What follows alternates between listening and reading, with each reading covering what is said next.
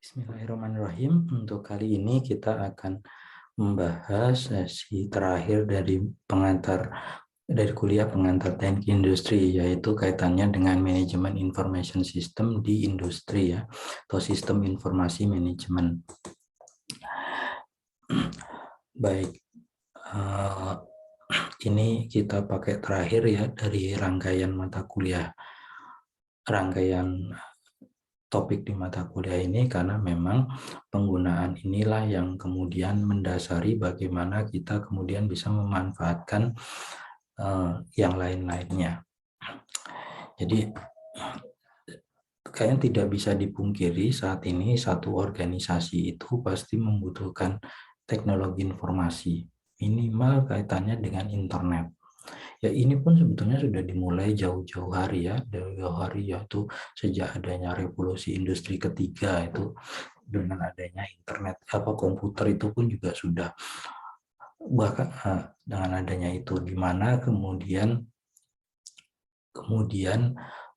perusahaan itu bisa memanfaatkan teknologi informasi sehingga informasi yang ada di perusahaan itu bisa disimpan dengan baik dan kemudian dimanfaatkan dengan baik.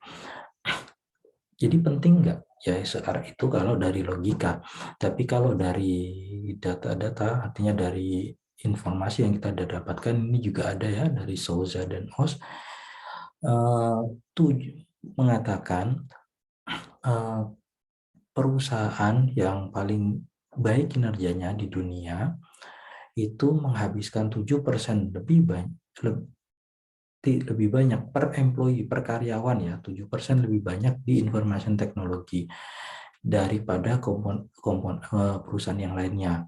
Tapi kemudian dia bisa menghasilkan yang lebih banyak dari sisi operational cost ya, sampai 5 kali lipat katanya. 5 kali lipat tuh berapa persen ya?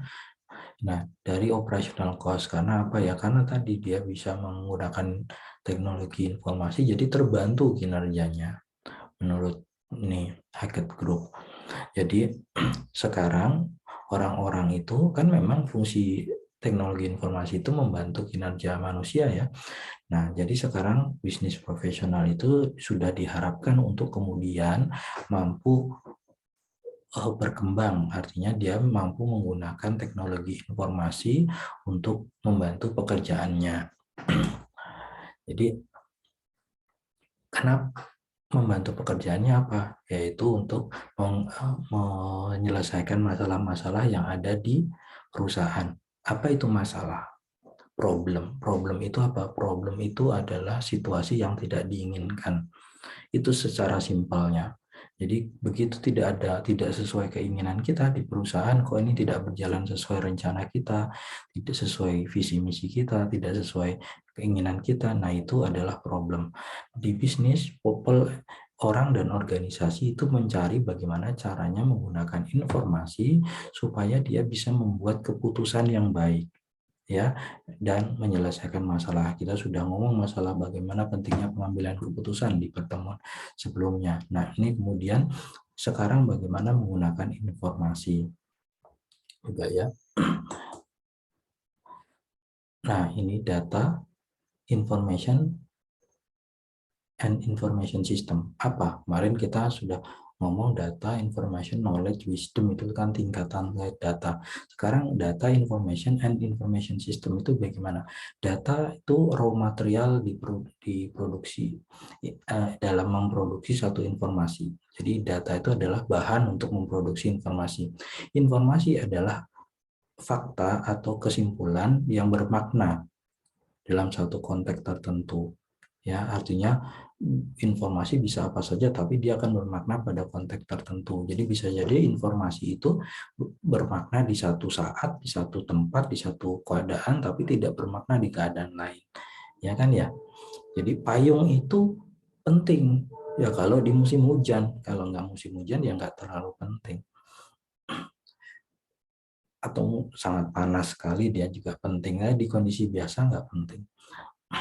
Untuk menjadi informasi, data ini dimanipulasi melalui tabulasi, statistical analysis, atau atau operasi-operasi lain yang sehingga membuat kita bisa memahami situasi.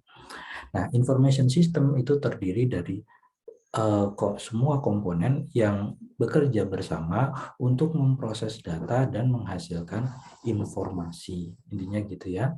Jadi information system itu seperti tadi ada komponen-komponen di dalamnya bekerja bersama untuk memproses dan data ya, data tadi dan memproduksi informasi. Ini memproduksi informasi itu prosesnya.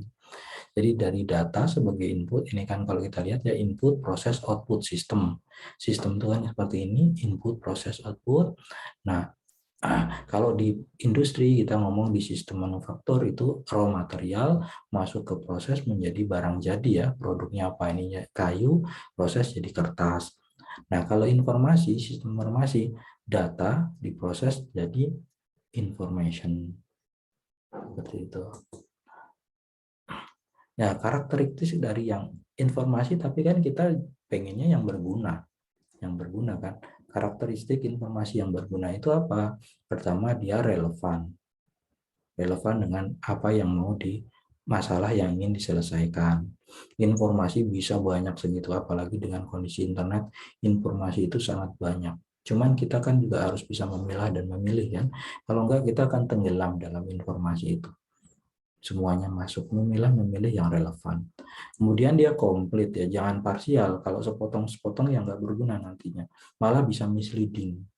Itu harus komplit. Kemudian akurat itu tepat, benar. Jadi koma-komanya atau apa angka-angkanya jangan sampai ada yang salah. Salah kan berbahaya. Kemudian current itu berarti terkini, up to date ya. Waktunya juga kan. Kemudian economical, artinya murah menghasilkan informasi ini. Informasi ada yang mahal, ya ada mungkin kalian pernah dengar insider information. Masa informasi kalau kita harus membayar besar ya harus nyogok sana sini untuk dulu kan beberapa kali kasus itu. Jadi kalau kita main saham itu kan mainnya informasi. Kalau di dunia saham itu mainnya informasi. Jadi informasi siapa yang mengetahui informasi lebih dulu tentang ada ke depannya yang mempengaruhi gerakan harga saham, itu dia pasti menang di sana. Nah, akhirnya orang yang cara ilegal yaitu dia ini, karena kan stok itu saham itu kan tentang perusahaan ya, apakah kinerjanya naik atau menurun atau mungkin mau kolaps gitu kan ya. Nanti kan kalau menurun ya harganya murah, kalau menaik harganya tinggi. Nah, jadi kalau mereka tuh biasanya ini cari-cari informasi dari insight. Jadi seharusnya kan itu nggak boleh, itu ilegal. Nah, kalau nggak boleh diketahui ini. Nah, banyak yang cari informasi dari publik misalnya, oh ini perusahaan nanti mau merger atau mau dibeli. Nah, kalau udah mau merger atau mau dibeli biasanya nanti bakal naik. Jadi mumpung masih murah dibeli mereka. Nah, itu kan sesuatu yang tak, walaupun mengakuir itu harus nyogok sana sini bisa jadi mahal informasinya. Nggak boleh yang seperti itu. Jadi yang memang ekonomis karena dia jadi cost. Memperoleh informasi ini jadi cost ya, sama aja kalau kita sudah hitung-hitungan cost ya kan harusnya yang murah kan, itu semakin murah semakin kecil semakin baik. Nah, sekarang kita ngomong sistem ya. Ya ini kita sudah pernah ngomong masalah sistem kan. Sistem itu terdiri dari komponen bekerja bersama ya, ada inputnya, ada prosesnya dan ada outputnya. Nah, subsistem kita juga ngomong di rangkaian ada hierarki sistem, jadi di dalam sistem itu, dalam sistem itu ada subsistem biasanya komponen-komponen. Jadi kita tahu sistem bisa membentuk sistem yang lain, jadi subsistem menjadi subsistem dari satu sistem yang lain terus seperti itu kan. Nah, itu kita sudah ngomong masalah itu. Begitu juga di corporate atau di perusahaan. Jadi ini ya, kalau kita lihat di sini accounting system. Accounting system itu komponennya apa saja? Nih, bisa jadi seperti ini. Nih. Jadi kalau kita lihat di accounting system ini kan ini terdiri dari Ya, sebenarnya mengikuti bagaimana sistem accounting itu sendiri ya. Kita selalu tahu ada general ledger atau ada buku besar di mana semua transaksi itu disimpan catatannya. Kemudian ada juga account payable, account receivable ini untuk piutang, catatan untuk piutang, ini catatan untuk utang. Nah, itu semua nantinya kan sudah bisa dipakai untuk membuat report dan banyak lagi ya, bisa membuat income statement, laporan laba rugi dan seterusnya. Ini aja ini kalau kita tahu di satu uh, enterprise application semacam SAP itu yang kita punya di Teknik Industri UI itu, ini adalah satu modul, bagian dari satu modul di ERP system. Jadi mengapa ini menjadi subsistem? Nah, ini kan perlu kita ketahui seperti itu. Nah, komponen dari information system itu apa saja? Ini ada beberapa, yaitu data itu sendiri, kita sudah ngomong. Hardware adalah perangkat kerasnya, jadi komputer dan semua yang hard disk. Dalam komputer ada hard disknya, ada macam-macam, ya, yang kabel-kabel untuk jaringan dan seterusnya, ya, router, itu yang membantu kita. Kemudian ada software. Software ini ya, kita sudah tahu ya, software itu yang melekat pada aplikasi yang ada pada hardware kita. Kemudian telekomunikasi ini adalah infrastruktur untuk kemudian kita bisa, sistem kita itu bisa connect antar satu dengan yang lainnya, apalagi juga connect dengan internet. Kemudian ada people, jadi orang-orang, user-user yang memanfaatkan, yang menggunakan sistem informasi ini, mungkin bisa jadi sebagai penginput data atau dan seterusnya. Kemudian ada prosedur, ini aturan-aturan yang kemudian dipakai supaya penggunaannya itu bisa optimal, seperti itu. Dan juga bisa menjaga keamanan. Kan kita tahu informasi itu sangat berharga kan, jangan sampai dia bisa bocor. Ya, ada langkah-langkah untuk, termasuk langkah-langkah dalam prosedur itu, jadinya ada langkah-langkah untuk bagaimana menjaga keamanan data dan informasi. Untuk memproses itu tahapannya bagaimana? Ada 4 tahapan memproses data, yaitu pertama memasukkan data ke sistem informasi atau inputting, kemudian mengganti, mengubah dan memanipulasi data dalam sistem informasi, yaitu data processing, kemudian mengeluarkan data atau output, ya, mengeluarkan informasi, Pak. Jadi data sudah diubah, jadi dia sekarang menjadi informasi, yaitu output. Kemudian storing data dan informasi disimpan, storage. Jadi ada storage, ya, karena data tadi disimpan dulu. Jadi nanti data itu diambil dan disimpan, itu masukkan ke dalam storage. Ini contoh komputer equipment untuk information system. Jadi ini peralatan komputernya apa? Ini input device, ya, kita input memasukkan data, bisa lewat keyboard, bisa lewat mouse, bisa lewat microphone. Nah, ini nanti masuk ke proses device, jadi komputer atau CPU, ya. Misalnya komputernya ini adalah untuk memproses. Nah, mengeluarkannya bisa lewat printer, layar monitor, speaker, nah seperti itu alatnya. Ini connect ke internet, ya, untuk telekomunikasi, dia connect ke internet, dan dia storage device-nya bisa dalam bentuk hard drive, CD, DVD, atau kaset zaman dulu, ya. Sekarang itu bahkan ini sudah ada yang namanya storage as a service, jadi semua ke internet itu juga ada sekarang. Nah, kemudian tipe-tipe sistem informasi. Jadi satu tipe sistem informasi yang berbeda itu dibutuhkan untuk fungsi-fungsi yang juga berbeda, ya. Jadi karena information system itu sendiri kan mendukung bisnis, yang dimana dalam bisnis itu juga banyak sekali fungsinya. Jadi tapi intinya itu sebetulnya ini kan ada mendukung intinya basic transaction processing system. Jadi mendukung yang harus penting itu ini pertama, mendukung transaction processing system. Jadi bagaimana sistem memproses transaksi. Jadi kalau ada transaksi itu kan penting dicatat, karena itu yang nanti merembet semuanya ke bagaimana kita bisa tahu berapa terjual. Itu kan semua dari transaksi. Nah, itu penting sekali untuk merecord itu, dan itu nggak boleh salah, harus, dan itu banyak transaksi terjadi kan dalam setiap detiknya, apalagi kalau perusahaan kita misalnya banyak cabangnya, selalu akan ada ini, jadi sistemnya harus handal. Itu yang paling bawah, bahkan transaction processing system. Ujungnya di apa? Bahkan sampai ujungnya itu di expert system. Jadi ketika itu kemudian nanti dipakai semua datanya untuk kemudian membantu mengambil keputusan, menampilkan informasi yang bisa membantu mengambil keputusan. Itu expert system, itu paling topnya. Jadi expert system itu menyediakan saran dan juga saran-saran sehingga kita bisa, oh oke, sehingga tidak harus banyak orang kan untuk berpikir seperti itu. Nah, ini sudah bisa dibantu sistem. Ya, jadi range-nya dari sana ya, dari yang paling bawah sampai paling atas itu tadi paling bawah basic transaction system, di atasnya itu ini expert system. Di tengahnya apa saja, macam-macam.